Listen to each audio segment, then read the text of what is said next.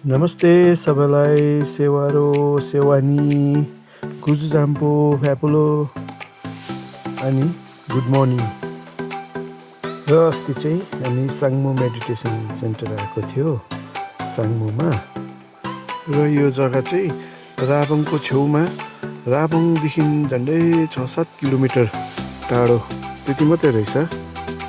जग्गा साह्रै राम्रो रहेछ है। र हामी चाहिँ यहाँ चाहिँ मेडिटेसन सेन्टरको ओपनिङको लागि आएको थियो। 5-6वटा मेडिटेसन सेन्टर बनिएको रहेछ है। र भित्र हेर्नुहोस् त तपाईँले, यो सेन्टर मेडिटेसन सेन्टरभित्र चाहिँ साह्रै राम्रो काम गरेको रहेछ है। छेसमहरूदेखि लिएर सबै रहेछ, राम्रो लाग्यो। त्यो मजाले बनाएको रहेछ। अनि यहाँको वासरुमहरू हेर्नुहोस्, वासरुमहरू पनि साह्रै राम्रो। म त होटेल जस्तो लागेको बस्नु त, मजाको रहेछ। यहाँको किचनहरू, यहाँ एकखेप भित्र पसेपछि बाहिर निस्किनु नपर्ने खालको बनाएको रहेछ। र यो मेडिटेसन सेन्टरमाथि चाहिँ मजाको एउटा गुम्बा छ है। यो गुम्बा चाहिँ साह्रै राम्रो। यो चारपट्टि जङ्गलले घेरेको बिचमा मजाको गुम्बा छ। र यहाँ चाहिँ गुम्बा मात्रै होइन, यहाँ चाहिँ एउटा केभ छ, साङ्मो केभ, जुन चाहिँ गुरु रिम्पोछे केभ पनि भनिन्छ। अनि गुरु पद्मसम्भवा होली केभ पनि भनिन्छ। तपाईँहरूलाई याद भएको होला सायद है, सिक्किममा 4टा होली केभ छ र एउटा होली केभ चाहिँ यहाँ छ। र यहाँ बेसी टाढो पनि छैन। यो गुम्बाको चेपदेखि चाहिँ एउटा सिँढी छ है, यो उकालो जाने सिँढी। यहाँ लामाहरू जानुहुँदैछ, त्यो उकालो चाहिँ बेसी टाढो पनि छैन हौ, 4-5 मिनटको बाटो हो।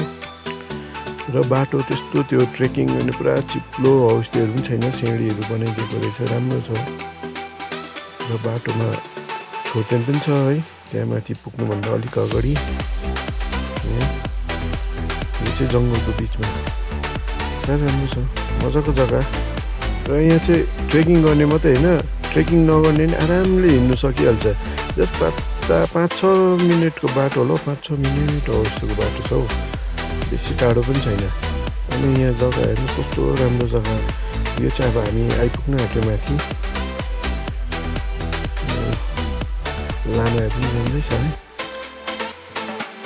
पुग्न आँट्यो। यो जुन चाहिँ माथि ठुलो ढुङ्गा देख्नु हुँदैछ, त्यो चाहिँ त्यही हो, त्यो मुनि चाहिँ उयो छ होली केभ। यो चाहिँ होइन, तर यो जस्ट जाने बाटो मात्रै हो।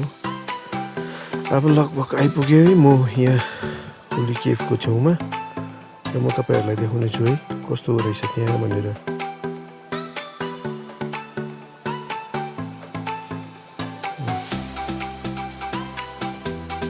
यही हो जग्गा चाहिँ, यहीँ छ। त्यहाँ प्रे गर्दैछ, एकछिनमा पर्खेको र जाँदैछु अब त्यहाँ। र फाइनली यहाँ आइपुग्यो है हामी साङ्मो होली केभको बाहिर। यहाँ चाहिँ यहाँ फोटो कार्यक्रम हुँदो रहेछ, कस्तो राम्रो छ। र यहाँ चाहिँ सिक्किमको लोकल मान्छे मात्रै होइन, बाहिरबाट पनि धेरै मान्छेहरू आउँदो रहेछ है भिजिट गर्नु लागि। भित्र चाहिँ रहेछ गुरु रिम्पोछेको फोटो। यहाँ चाहिँ सायद मेडिटेट गर्नुहुने थियो होला गुरु रिम्पोछेले पहिला।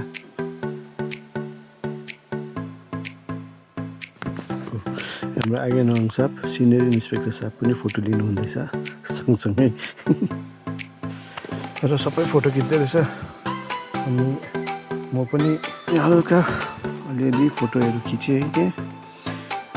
मजाको जग्गा बाहिर। कतिले गुफा नपस्नु यहाँ आइपुग्नु नै धेरै हो भन्छ। अनि पूजा गरेकै छेउमा यता दैलो छ है, यो चाहिँ गुफा पस्ने एन्ट्रेन्स हो। भित्र छिर्ने मेन इन्ट्रेन्स चाहिँ यो हो। यहाँदेखि चाहिँ ओह्रालो गुफा पसिन्छ हामी, तर हामी चाहिँ पसेन किनभने टाइम थिएन हाम्रोमा है। तर मैले जानेको याद भएको जति छ भित्र चाहिँ यस्तो थियो चाहिँ, यस्तो यही हो ठिक यहाँको। अनि यही हो साङ्मो केभको होली वाटर। अनि धेरै धेरै धन्यवाद सबैजनालाई जसले यो भिडियो हेरिदिनु भएकोमा। Thank you.